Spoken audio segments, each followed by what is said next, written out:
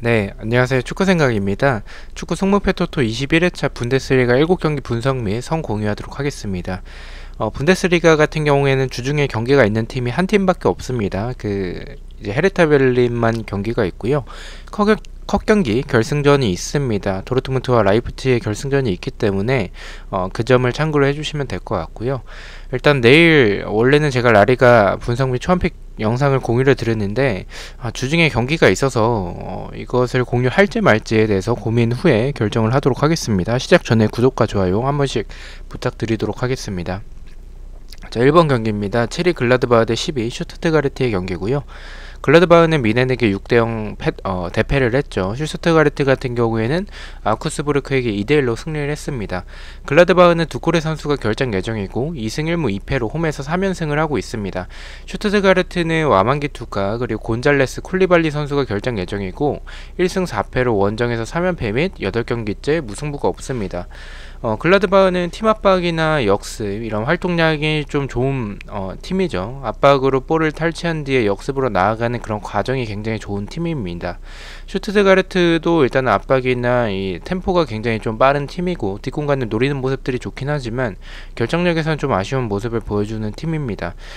슈투트가르트는 사실 동기부여가 없습니다. 유로파를 노리기도 어려운 승점이고 그리고 이 강등권과도 좀 승점 차이가 있기 때문에 동기부여가 없는 상황이고 글라드바흐 같은 경우에는 유로파권에 도전은 가능은 한데 승점 차이가 어느 정도 나는 상황이라서 동기부여가 아예 없다라고 볼 수는 없겠지만 역시 있다라고 볼 수도 없는 그런 상황으로 생각을 하고 있습니다. 글라드바흐가 지난 경기 미넨에게 대패를 하긴 했지만 슈투트가르트와의 경기력을 비교했을 때는 확실히 글라드바흐가 더 낫다라고 생각을 하고 있고요. 그리고 지금 슈투트가르트는 뭐 쿨리발리나 와만기투카 그리고 곤잘레스 등 이 공격에서의 조금 좋은 역할을 해주는 이런 주축 자원들의 부상자 명단에 올라와 있다라는 점을 생각을 해본다면 이 경기는 글라드바흐가 유리한 경기라고 생각을 하고 있고요. 슈투트가르트가 압박에 좀 고전하는 모습 그리고 뒷공간에 대한 수비적인 불안함과 세트피스에서의 좀 불안한 부분들을 생각을 해본다면 글라드바흐가 압박에서 좀 좋은 부분을 보여주고 있고 역습도 좋기 때문에 충분히 노릴 수 있는 경기지 않을까라고 생각을 하고 있습니다. 초안은 글라드바흐의 단통승 예측해보도록 하겠습니다. 자, 2번 경기입니다. 6위 레버쿠젠 대 8위 우니온 베를린의 경기고요. 레버쿠젠은 브레멘과 0대0 무승부, 우니온 베를린은 볼프스부르크에게 3대0으로 패배를 했습니다. 레버쿠젠은 포스멘사 알라리오 선수가 결장 예정이고 2승 2무 1패로 홈에서 3연승을 하고 있습니다. 우니온 베를린 같은 경우에는 우자와 아워니 선수가 결장 예정이고 2승 1무 2패로 원정에서 2연패를 하고 있습니다. 레버쿠젠은 알라리오가 없는 부분 그리고 우니온 베를린 같은 경우에는 아워니 선수가 없는 부분이 좀 아쉽고요. 레버쿠젠은 그래도 시크 선수로 대체가 가능하고 나머지 뭐 디아비라든지 부상자들이 좀 복귀를 했기 때문에 타격 자체는 크게는 없어 보입니다. 하지만 우니온 베를린 같은 경우에 스쿼드가 두텁지 않은 팀이죠. 얇은 모습을 보여주는 팀이기 때문에 타격이 더 있다라고 볼 수가 있을 것 같습니다. 레버쿠젠은 챔피언스 리그권을 도전하기에는 승점 차이가 많이 나는 상황이라서 현재 지금 유로파권에 좀 위치를 하고 있는 상황에서 이 승점을 좀 지켜야 하는 상황입니다. 우니온 베를린도 유로파권의 도전은 좀 가능해 보이지만 앞서 말씀드렸던 이제 그 경기 때처럼 좀 동기부여 글라드바흐처럼 좀 애매하다라고 동기부여가 그렇게 된다라고 생각을 해주시면 될 것 같습니다. 일단 동기부여가 크지 않은 두 팀이지만 레버쿠젠이 조금 더 동기부여가 있다라고 생각을 하고 있고요. 우니온 베를린의 경기력은 나쁘다고 생각은 안 하고 있긴 합니다. 역습이나 압박에서 좋은 모습을 보여주고 있고 크루제가 있다라는 점은 다행으로 보이긴 하지만 수비적으로 뒷공간이 너무 많은 팀이라는 생각이 듭니다. 침투에도 너무 약하고 크로스 상황에서도 좀 약한 우니온 베를린의 모습을 좀 생각을 해본다면 저는 레버쿠젠의 템포나 디아비 선수를 활용한 측면에서의 플레이 이런 부분들을 본다면 충분히 레버쿠젠이 노릴 수 있는 경기지 않을까라고 생각을 하고 있습니다. 레버쿠젠의 수비도 일단은 정신을 못 차리는 그런 모습을 보여주는 팀이라서 이변도 좀 고민이 되긴 하지만 두 팀의 경기력을 경기 스타일을 좀 생각을 해봤을 때는 무승부보다는 승패 방향으로 생각을 해서 그렇게 본다면 우니온보다는 레버쿠젠의 동기부여도 높고 경기력도 더 좋을 것 같다라고 생각을 하고 있습니다. 레버쿠젠의 단통승 예측해 보도록 하겠습니다. 자, 3번 경기입니다. 헤르타 베를린 대 켈른의 경기고요. 헤르타 베를린은 아르미니와 0대0 무승부, 켈른은 프라이부르크에게 샬케에게 4대1로 패배를 했습니다. 헤르타는 주중에 샬케와의 경기가 있고요. 쿠냐, 루케바키오 그리고 기행두지 케디라 선수가 결장 예정입니다. 켈레는 2승 3패로 6경기째 무승부가 없는 모습을 보여주고 있고요. 이 경기 결과부터 말씀을 드리면 승무패로 좀 지어보도록 하겠습니다. 이 경기를 지우는 이유는 두 팀 다 동기부여가 높습니다. 일단은 켈레는 일단 강등권에 위치를 하고 있죠. 그리고 헤르타 베를린 같은 경우에는 지금 분데스리가 경우에는 지금 승점 차이가 샬케가 일단은 강등이 확정이 됐고요. 그 위에 있는 팀들이 지금 경쟁을 하고 있는 상황 속에서 헤르타 베를린과 이 켈른과의 승점 차이가 많이 나지 않습니다. 그래서 위험한 헤르타 베를린도 안정적인 상황은 아니기 때문에 두 팀 다 동기부여가 크고요. 일단 켈른의 안데르손을 활용한 세트피스나 크로스, 두다와 헥터 선수를 활용한 드렉슬러 선수를 활용한 역습이 준수한 편이긴 하지만 수비가 일단은 좋지 않은 모습을 보여주고 있고 공간도 좀 수비적으로 좀 많은 모습을 보여주는 팀이라서 일단 헤르타 베를린 자체가 공간이 있을 때는 좀 좋은 팀이죠. 그래서 헤르타 베를린이 좀 유리한 경기일 수도 있겠다라고 생각을 하고 있습니다. 다만 일정적으로 주중에 경기가 있기 때문에 일정적으로는 좀 불리한 그런 모습을 보여주고 있다라고 생각을 하고 있고요. 그리고 켈른 같은 경우는 지금 벼랑 끝에 위치를 하고 있고 헤르타 베를린의 수비도 켈른과 마찬가지로 좀 허술한 부분이 많습니다. 공간도 많고요. 두 팀의 공격에서의 이런 결정력과 수비적으로 좋지 않은 부분들을 생각을 해본다면 동기부여가 높은 두 팀의 경기는 승무패가 다 나올 수도 있다라고 생각을 합니다. 사실 이 지금 상황에서는 두 팀 다 동기부여가 높기 때문에 강등권에 위치를 하고 있기 때문에 무승부보다는 승패 방향일 것 같긴 한데 경기력에서는 좀 무승부에 가까울 것 같다라고 생각을 해서 일단 승무패가 다 느껴진다라고 생각을 하고 있습니다. 그래서 초안에서는 승무패로 지우도록 하겠습니다. 경기력은 그래도 홈에서의 헤르타가 조금 더 나아 보인다라고 생각을 하고 있습니다. 자, 4번 경기입니다. 아우크스부르크 대 브레멘의 경기고요. 아우크스부르크는 슈투트가르트에게 2대1 패배, 브레멘은 레버쿠젠과 0대0으로 비겼습니다. 아우크스부르크는 수치 선수가 결장 예정이고요. 1무 4패로 3연패 및 5경기째 승리가 없습니다. 브레멘은 프리들 선수가 결장 예정이고 1무 4패로 원정에서 3연패 및 8경기째 승리가 없습니다. 두 팀 다 강등권에서 자유로운 상황은 아니기 때문에 동기부여가 있다라고 보시면 될 것 같고요. 경기력은 아우크스부르크 같은 경우에는 조금 못하는 볼프스의 느낌으로 생각을 해주시면 될 것 같습니다. 세트피스가 좋고 풀백의 오버래핑이나 크로스 상황, 역습, 중거리 이런 전체적인 모습들이 좀 준수한 편이고 전방에 니더레츠너와 이제 안드레안 선수의 한방이 있는 팀입니다.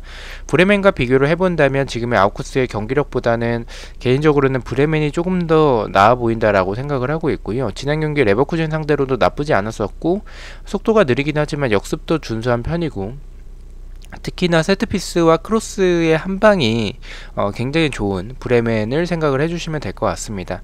저는 일단 이 경기는 브레멘의 사이드로 보곤 있지만 브레멘의 일단은 원정이라는 점이 조금 불안하고요.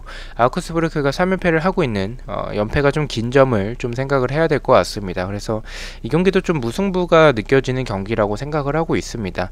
두 팀 다 수비가 좀 불안한 상황, 그리고 아우크스부르크 입장에서는 일단은 승점이 강등권과는 많이 차이 나진 않지만 그래도 지지 않는 게, 연패를 끊어내는 게 1차적인 목표라고 생각을 해요. 그래서 무승부를 하게 되면 아우크스부르크 입장에서는 나쁜 상황은 아니기 때문에 무승부 작전으로 갈 확률도 있다라고 생각을 하고 있습니다. 아우크스부르크가 작정하고 조금 지킨다면 브레멘이 그것을 뚫어내기에는 세트피스나 크로스, 중거리 한방을 보유하고는 있지만 그것이 터지지 않을 확률이 더 높다라고 생각을 하고 있습니다. 득점이 아예 안 날 수도 있는 경기라고 생각을 하고 있기 때문에 아우크스부르크의 단통 무승부 예측해 보도록 하겠습니다. 자, 5번 경기입니다. 아르미니 대 호펜하임의 경기고요. 아르미니는 헤르타 베를린과 0대0 무승부, 호펜하임은 샬케에게 4대2로 승리를 했습니다. 아르미니는 야보 선수가 결장 예정이고요. 2승 2무 1패로 홈에서는 2연승을 하고 있습니다. 호펜하임은 노르트베이트 그리고 가이거 선수가 결장 예정이고 2승 3무로 원정에서 2연속 무승부를 하고 있고 5경기째 패배가 없습니다. 이 경기는 생각보다 좀 쉽게 결정을 했습니다. 호펜하임은 남은 경기 전패를 하더라도 일단 잔류인 상황이고요. 아르미니는 지금 강등권에 위치를 하고 있습니다. 그래서 동기부여가 높은 상황으로 생각을 해주시면 될 것 같습니다. 잔류권 팀들과 승점이 동일한 지금 상황에서의 아르미니가 한 경기 한 경기가 좀 중요한 상황으로 생각을 하고 있고요. 호펜하임의 경기력이 지난 경기 2대 0으로 지고 있던 상황에서 4대 2로 역전하는 모습, 그리고 최근에 5경기째 패배가 없다라는 점에서는 약간 불안하긴 하지만 그래도 아르민이 사이드로 바라보고 있습니다. 호펜하임이 공격적으로 봤을 때는 베브 선수를 활용한 역습이나 세트피스나 크로스에서도 준수한 모습을 보여주고 있고, 크라마리치도 전방에서 좋은 모습을 보여주고 있습니다. 다만 찬스는 많이 만들어내는 팀인데 결정력이 좀 떨어지는 팀이고, 수비적으로 봤을 때 뒷공간을 굉장히 많이 내주는 팀이라는 점을 생각을 해본다면, 일단 동기부여가 높은 아르미니가 좌우측 측면에서의 스피드와 역습에서 좀 좋은 부분들이 있기 때문에 이 호펜하임의 뒷공간을 충분히 노릴 수 있을 것 같다라고 생각을 해서 이변이 나올 수 있는 경기라고 생각을 하고 있습니다. 이 경기는 경기력에서는 뭐 그래도 호펜함이 더 나아 보이긴 하지만 아르미니도 그닥 꿀리진 않는다라고 생각을 하고 있고, 동기부여적인 측면을 조금 더 생각을 해서 아르미니의 승무 투픽으로 이변으로 가져가 보도록 하겠습니다. 자, 6번 경기입니다. 마인츠 대 도르트문트의 경기고요. 마인츠는 프랑크푸르트와 1대1 무승부, 도르트문트는 라이프치히에게 3대2로 승리를 했습니다. 마인츠는 킬리안 선수가 결장 예정이고 3승 2무로 2연속 무승부를 하고 있습니다. 10경기째 패배가 없고요. 도르트문트 같은 경우에 주중에 라이프치히와 컵 경기 결승전이 있습니다. 비첼과 히츠 선수가 결정 예정이고요. 5연승을 하고 있습니다. 원정에선 2연승을 하고 있고요. 마인츠도 강등권에서 자유로운 상황은 아니라는 그런 모습을 생각을 해본다면 동기부여가 있는 상황이고요. 도르트문트 역시 챔피언스 리그 경쟁을 하고 있기 때문에 동기부여가 있습니다. 이 두 팀의 모습을 봤을 때 동기부여가 더 높은 팀은 그래도 도르트문트라고 생각을 하고 있고요. 최근에 마인츠가 패배가 없는 좋은 모습을 보여주고는 있지만 도르트문트의 연승 흐름이 좀 무섭다라고 생각을 하고 있습니다. 프랑크푸르트와의 승점 차이가 1점밖에 차이가 나지 않죠. 그래서 승점 차이가 거의 없는 도르트문트라서 이번 경기도 잡기 위해서 최선을 다할 것으로 생각을 하고 있습니다. 마인츠는 공격력이 좀 좋은 팀이죠. 콰이손이나 오니시오를 비롯한 공격진의 능력, 그리고 공간을 노리는 모습들이 좋습니다. 분명 도르트문트가 수비적으로는 역습 상황에서 불안한 장면들이 있는 팀이기 때문에 마인츠가 공격적으로 나쁘지 않아서 이 부분을 노릴 수 있다라고 생각을 하고는 있지만, 마인츠가 혹시나 득점을 하더라도 수비가 너무 좀 불안해서 실점을 더 많이 할 가능성이 크다라고 생각을 하고 있습니다. 일단 마인츠의 수비에 대해서 조금 말씀을 드리자면, 크로스 상황에서 노마크나 수비진의 주력이 빠르지 않기 때문에 일단 도르트문트의 홀란드나 뭐 산초 이런 선수들이 충분히 노릴 수 있지 않을까라고 생각을 하고 있고요. 그런 부분을 생각을 해본다면 마인츠의 단통 패 예측하도록 하겠습니다. 일단 이 경기 좀 불안한 점은 최종 때는 조금 이변도 가져갈 것 같긴 한데, 일단은 도르트문트가 주중에 컵 경기 결승전에 있다라는 점에 있어서는 체력적인 부담이 있을 것이고, 마인츠의 공격력이 나쁘지 않고 최근에 패배가 없는 마인츠의 흐름을 생각을 해봤을 때 이변도 일단은 고민을 하고 있는 경기입니다. 최종픽까지 고민해보도록 하겠습니다. 자, 마지막 경기입니다. 라이프치히 대 볼프스부르크의 경기고요. 라이프치히는 도르트문트에게 3대2 패배, 볼프스부르크는 우니온 베를린에게 3대0으로 승리를 했습니다. 라이프치히는 주중에 컵 경기 결승전이 있고요. 2승 1무 2패를 하고 있습니다. 볼프스부르크는 스테판 선수가 결장 예정이고 2승 3패로 11경기째 무승부가 없습니다. 이 경기는 순위만 보더라도 상위권 두 팀의 경기고요. 경기력도 나쁘지 않은 두 팀의 경기라서 어렵게 좀 느껴지는 경기입니다. 다만 동기부여적인 측면을 본다면 라이프치히는 남은 경기 전패를 해도 챔피언스 리그에 진출을 합니다. 그래서 지금 우승을 노릴 수는 없는 상황이고, 지난 경기 패배하면서 미넨과의 승점 차이가 벌어졌기 때문에 미넨이 우승을 확정을 지었죠. 그래서 라이프치히가 동기부여적인 부분을 봤을 때 우승은 조금 아예 불가능한 상황이고, 지금 남은 리그 경기 2경기를 전패를 하더라도 챔피언스 리그에 진출하기 때문에 동기부여가 높지 않다라고 생각을 하고 있습니다. 오히려 리그 경기보다는 주중에 있는 컵 경기에 조금 더 집중할 가능성이 크다라고 생각을 하고 있고요. 볼프스부르크는 5위, 프랑크푸르트와 승점 차이가 3점밖에 나지 않는 상황이라서 동기부여가 높다라고 볼 수가 있겠습니다.